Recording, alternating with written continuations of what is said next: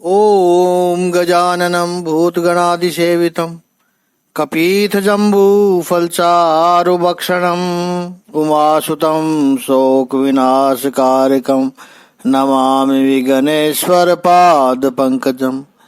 कृष्णाय वासुदेवाय हरे परमात्मने प्रणतः क्लेशनाशाय गोविन्दाय नमो नमः। ओम श्री महापुरुष देवाय नमः। ओम श्री गुरुदेवाय नमः। ओम आनंदमय। ओम शांतिमय। हमारा चिंतन गीता अध्याय 3 श्लोक 4 पर चल रहा है।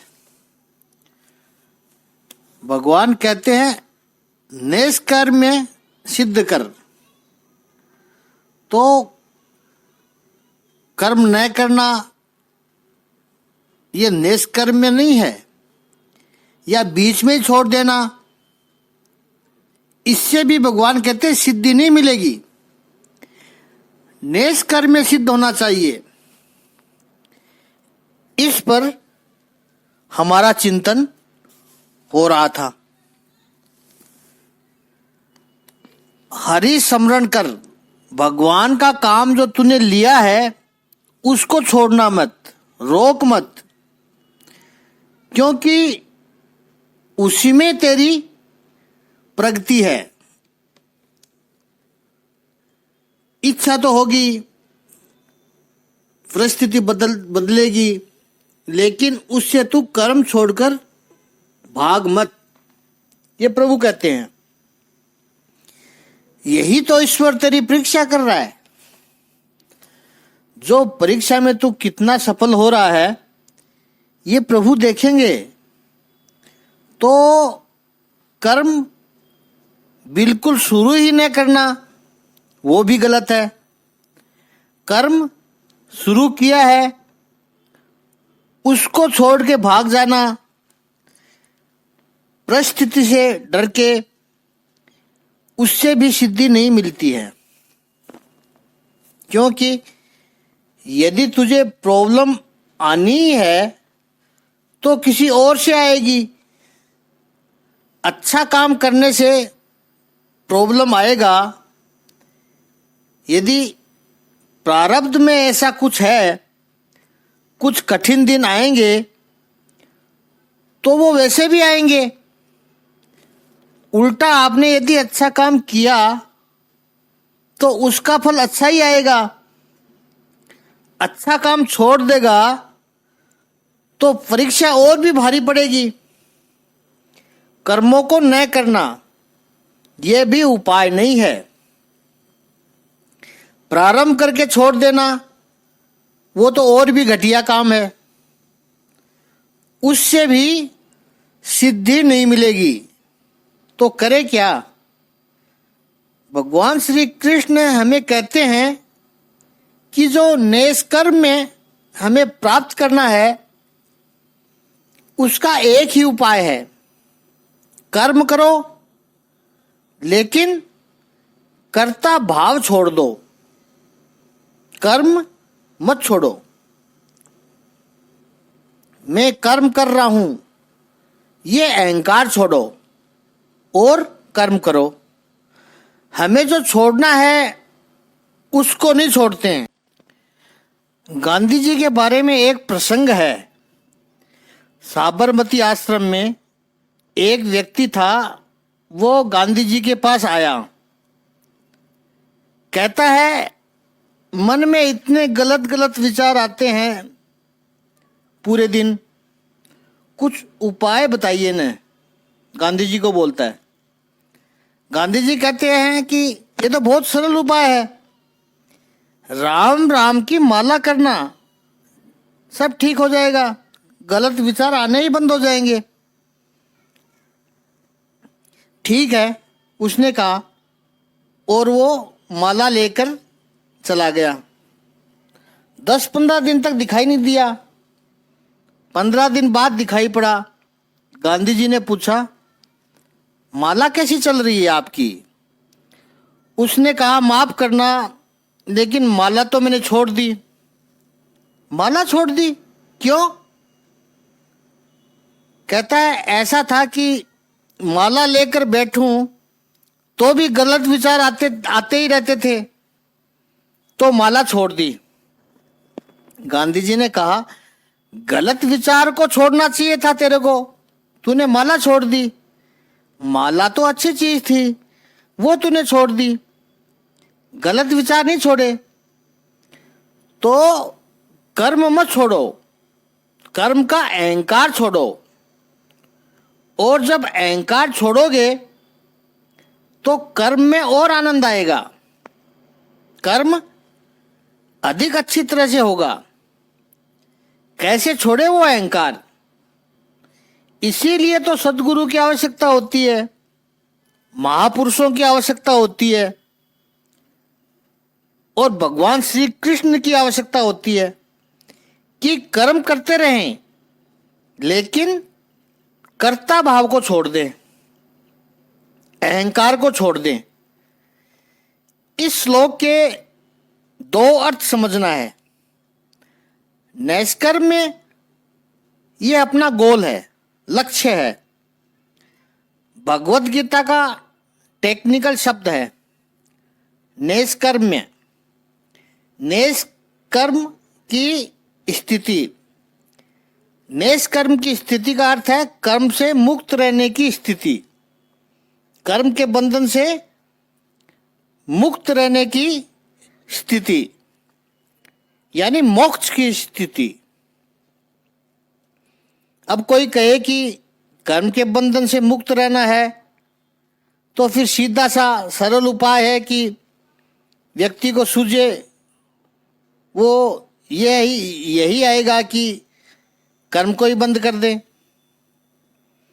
ना रहेगा बांस, ना बजेगी बांसुरी, फिर कर्म करें क्यों?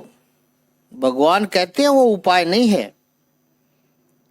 अब दूसरा अर्थ कर रहे हैं भगवान। भगवान के विचारों में कितनी गहराई है उसको भी देखिए। एक अर्थ हमने देखा कि कर्म का आरंभ न करने से निष्कर्म में सिद्ध नहीं होता है। दूसरा अर्थ बिल्कुल इसके विपरीत है। कर्म का आरंभ न करने से निष्कर्म में सिद्ध नहीं होता है, यह पहला अर्थ था। दूसरा, जब तक कर्म का आरंभ नहीं करोगे तब तक निष्कर्म में सिद्ध नहीं होता है, यह दूसरा अर्थ है। क्योंकि करना है कर्म का त्याग, थोड़ा बुद्धि से चिंतन करें। कर्म का त्याग करना है, कर्म से मुक्त होना है, तो जिसका त्याग करना हो वो आपके पास होना भी तो चाहिए। धन का त्याग यदि करना है, उसको कैसे कर सकोगे? पहले जेब में धन होना चाहिए, तब उसका त्याग कर सकोगे। यदि जेब में कुछ है ही नहीं और कहो कि हमने सब त्याग कर दिया, वो किस काम का? तो कर्म का यदि त्याग करना है तो कर्म होना चाहिए, और कर्म होना चाहिए तो इसके लिए कर्म का आरंभ करना पड़ेगा, कर्म करने पड़ेंगे। ये मेरे और आपके लिए बहुत उपयोगी मार्ग है। कर्म करो, अच्छे कर्म करो। कर्मों को उदात्त बनाते हैं, उदात्त बनाते जाओ, शुद्ध बनाते जाओ, उच्च श्रेणी के बनाते जाओ। फिर ऐसी स्थिति आए तब कर्मों को त्याग करो। यह मैच्योर रास्ता है। जैसे 5 वर्ष का बालक है, वो कहे मुझे गाड़ी चाहिए, तो 5 वर्ष के बालक को वो तो प्लास्टिक की गाड़ी चाहिए उसको। जो खिलौने की दुकान में है उसी को तो वो पसंद करेगा। अब आप कहो ये कोई गाड़ी है, पर उसको वैसी ही गाड़ी चाहिए, दे दो उसे। वो 6 महीने खेलेगा, 1 साल खेलेगा, तृप्त हो जाएगा, बड़ा होगा, असली गाड़ी चलाना सीखेगा, तब ये खिलौने वाली गाड़ी अपने आप छूट जाएगी। फिर उसे कहना नहीं पड़ेगा कि इस खिलौने की गाड़ी को तू छोड़ दे। असली गाड़ी उसने देखी, वो अपने आप छूट गई, और वो छूट गई, वो छूटने का अफसोस भी नहीं होगा, वो छूटने का दुख भी नहीं होगा, उल्टा छोड़कर उसको प्रसन्नता होगी। ऐसे जो व्यक्ति संसार की शुरुआत कर रहा है, उसे कहो कि कर्म छोड़ दो, कर्म छोड़ दो, निष्कर्म में आना चाहिए, उसके कर्म कैसे छूटेंगे? कर्म छुड़ाने वाला अकर्मी है और उसको भी अकर्मी बना रहा है। ऐसे कर्म छूटेंगे नहीं। कर्म करने दो उसको, उसके कर्मों को शुद्ध करते जाओ, उदात्त बनाते जाओ, श्रेष्ठ बनाते जाओ, और फिर अपने आप छूट जाएंगे। तब कर्म का त्याग होगा तो असली जो निष्कर्म है वो है कर्म तो हो, ऐसा नहीं है निष्कर्म में कर्म नहीं होंगे, कर्म तो हो, लेकिन कर्म के पीछे कर्ता भाव न हो, ईगो न हो।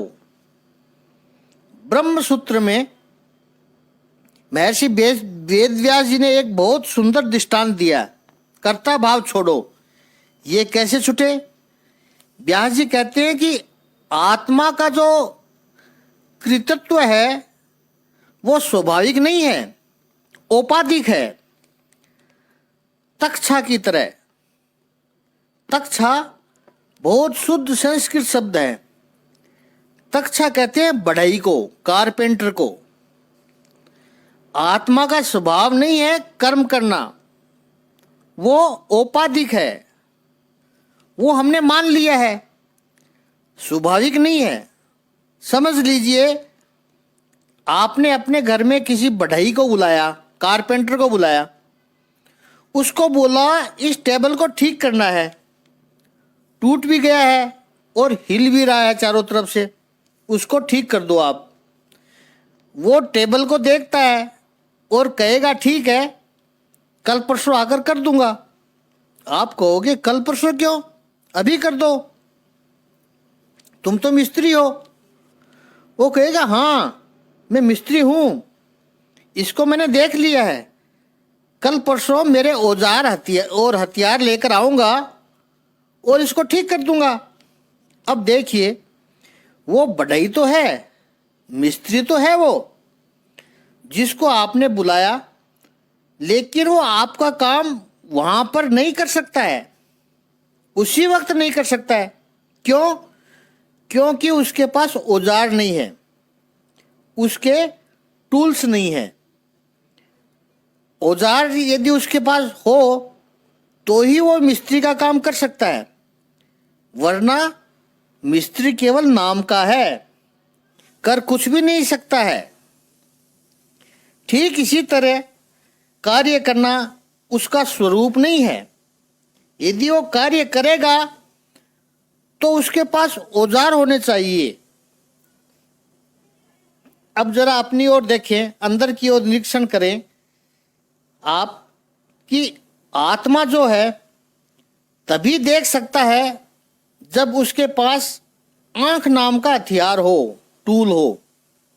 यदि ये औजार नहीं होगा तो आत्मा देख नहीं पाएगी। समझ लीजिए कोई व्यक्ति अंधा है, तो क्या उसकी आत्मा में कोई कमी है? देखते हुए व्यक्ति की आत्मा और अंधे व्यक्ति की आत्मा में कोई फर्क है? आत्मा में कोई फर्क नहीं है, आत्मा दोनों ही समान है। लेकिन अंधे व्यक्ति के पास आंख नाम का औजार नहीं है, देख नहीं सकता है। कोई बहरा हो, उसके पास कान नाम का औजार नहीं है, तो वो सुन नहीं सकता है। ये जो कर्मेंद्रियां हैं उनसे एक कदम और आगे बढ़ें, हम कहते हैं मैं सोच रहा हूं, मैं विचार कर रहा हूं। ये विचार कौन करता है? क्या आत्मा विचार करती है? नहीं, मन नाम का टूल है जो विचार करता है। रात के 12 बजे जब आप गहरी निद्रा में थे, गहरी निद्रा में सो रहे थे, तो मन में कोई विचार नहीं था। आप कहोगे बड़ी अच्छी निद्रा, बड़ी अच्छी नींद आ गई। किसको नींद आई है? कौन कहता है कि बड़ी शांति की नींद आई है? आत्मा कह रही है। उस वक्त सोच नहीं रहे थे, फिर भी आप थे। इसका अर्थ है कि मन भी आत्मा का एक औजार है। जैसे औजारों के बिना कोई मिस्त्री काम नहीं कर सकता है, ऐसे ही इंद्रियां, मन, बुद्धि वगैरह औजारों के बिना मैं अकर्ता हूं। मैं यानी आत्मा, मैं काम नहीं कर सकता हूं। जो वो अकर्ता है आत्मा, वो मेरा असली स्वरूप है। और हम क्या करते हैं कि हम इन औजारों से ऐसे चिपक जाते हैं। मन रूपी एक औजार है जो विचार करता है। कोई कारपेंटर यदि कह दे कि मैं ड्रिल मशीन में हूं, आप ड्रिल मशीन नहीं हो। ड्रिल मशीन तो छेद करता है। हम कहते हैं मैं सोच रहा हूं। मैं नहीं सोच रहा हूं, मेरा मन सोच रहा है। मैं तो कुछ अलग हूं उससे। मन तो औजार है जो सोचने का काम करता है। मैं अकर्ता हूं। औजारों के बिना मिस्त्री वो कैसा होता है, ऐसे ही ये इंद्रियां, मन, बुद्धि, अहंकार के बिना जो आप हो, वो आपका असली स्वरूप है। वो आप स्वयं शुद्ध स्वरूप हो।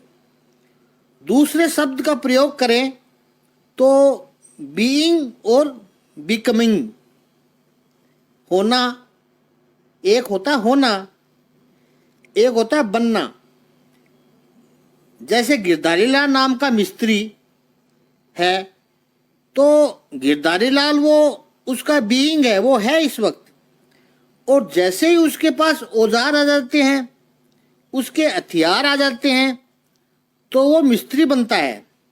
मिस्त्री बना वो उसका होना नहीं है, वो तो गिरधारी लाल है तभी है। तो होना तो गिरधारी लाल है, और औजारों के जुड़ने से वो मिस्त्री बनता है। ऐसे ही शुद्ध आत्मा वो हमारा होना है। और इंद्रियां, बुद्धि, मन, अहंकार रूपी औजार आने से हम कार्य शुरू करते हैं। और गलती हम ये कर लेते हैं कि जो ये करने वाला है वो मैं हूं। ये हमारी भूल है। आत्मा के इस विशुद्ध स्वरूप का साक्षात्कार हो, उसको भगवान श्री कृष्ण गीता में कहते हैं नैष्कर्म्य। तो ये नैष्कर्म्य कैसे है?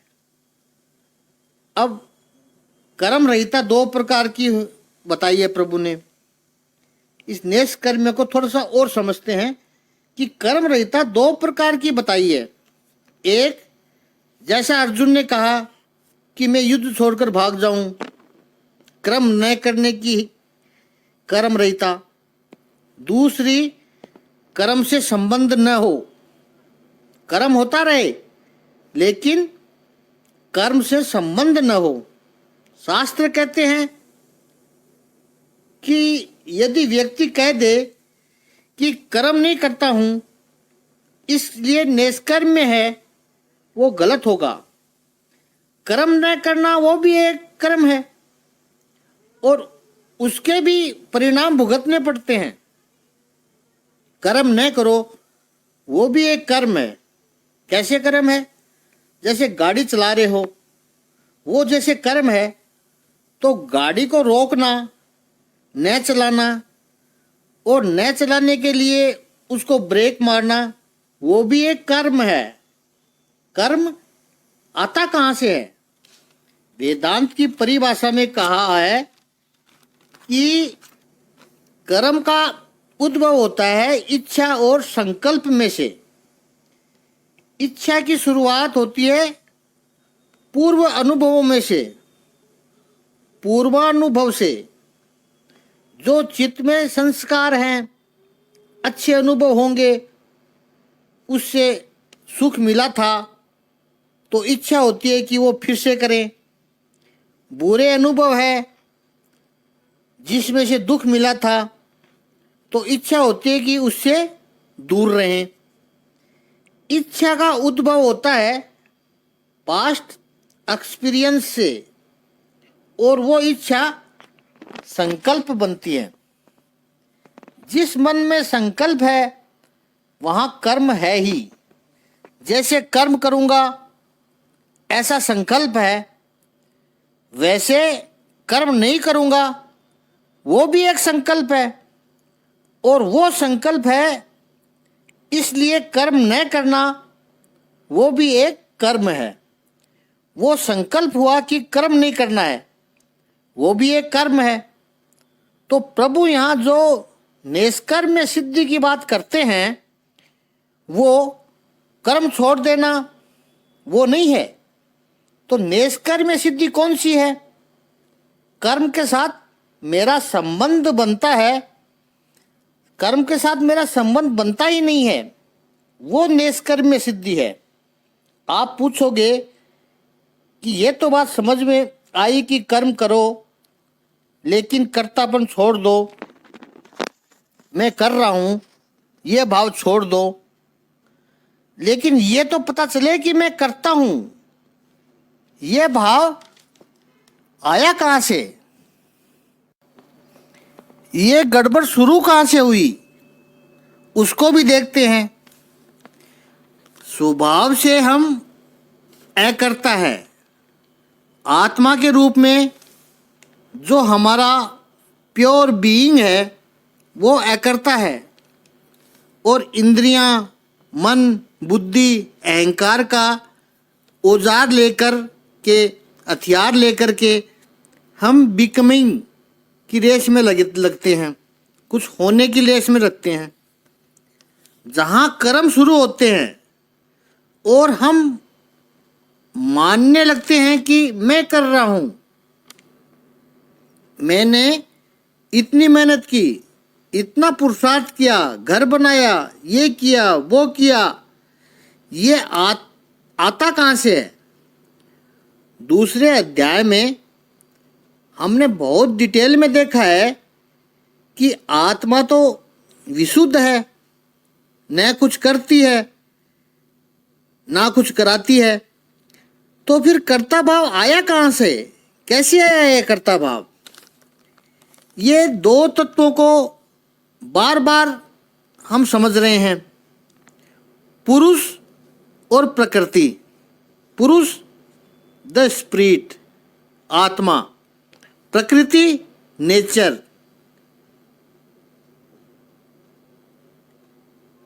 मैटर। पुरुष विशुद्ध है, पुरुष आत्मा अकर्ता, और प्रकृति बिना कुछ किए रह ही नहीं सकती है। प्रकृति में निरंतर कर्म है। दीवार आपको लगती है स्थिर खड़ी है, प्रकृति है स्थिर नहीं है।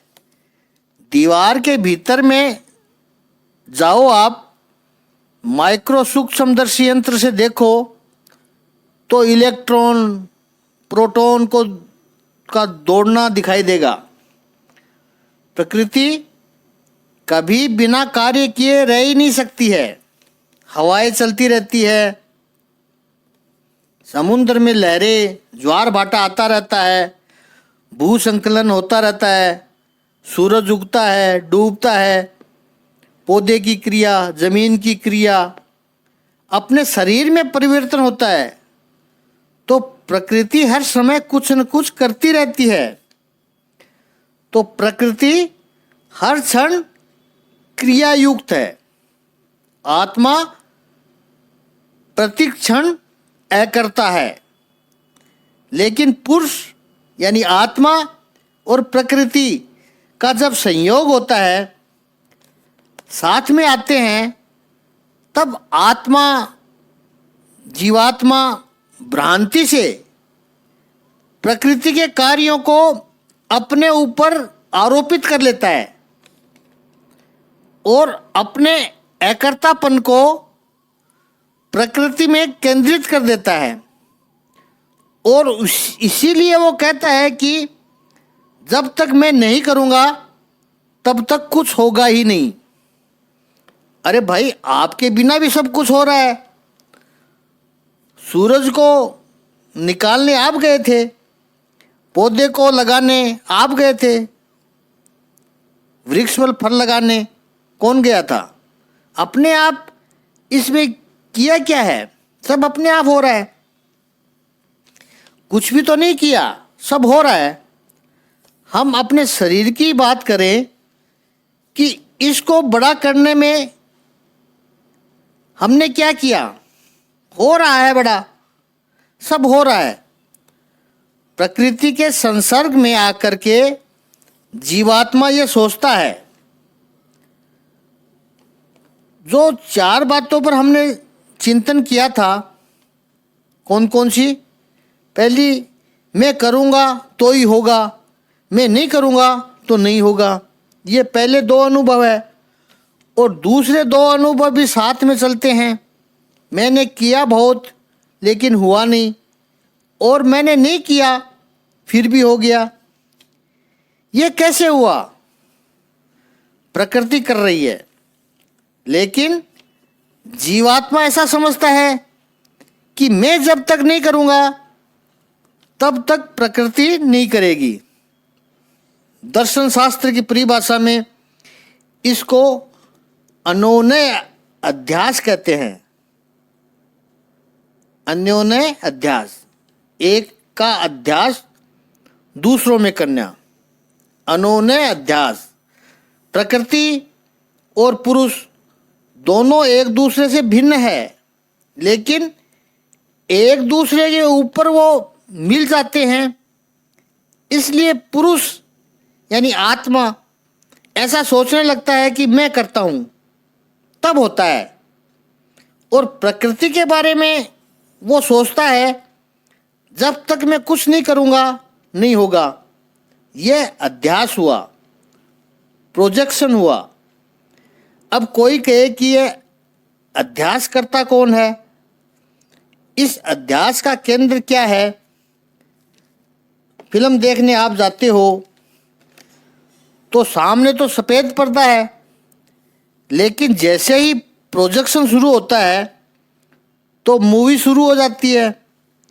हरे भरे बाग बगीचे दिखाई देने लगते हैं, चमकती गाड़ियाँ, ऊंचे ऊंचे मकान, सुंदर सुंदर स्त्रियाँ पुरुष, ऊंचे ऊंचे पहाड़, सब दिखाई देने लगते हैं। सफ़ेद पर्दा था, उस पर कुछ भी नहीं था, लेकिन उसके ऊपर सब कुछ दिखाई देता है, वास्तविक दिखाई देने लग जाता है। तो वो जो प्रोजेक्शन हो रहा है उसका केंद्र कौन सा है? उसको देखना है हो तो जहाँ प्रोजेक्शन हो रहा है उसके उल्टी दिशा में जाना पड़ेगा। कुर्सी पर बैठकर आप सामने पर्दे पर देख रहे हो तो प्रोजेक्शन का केंद्र वहाँ नहीं है, वहाँ नहीं मिलेगा, सामने नहीं मिलेगा। प्रोजेक्शन का केंद्र देखने के लिए मुड़कर पीछे देखना पड़ेगा। ऐसे ही संसार में पूरा प्रोजेक्शन हो रहा है हमारा कि मैं कर रहा हूँ, मैं करूँगा तो ही होगा, मैं नहीं करूँगा तो नहीं होगा।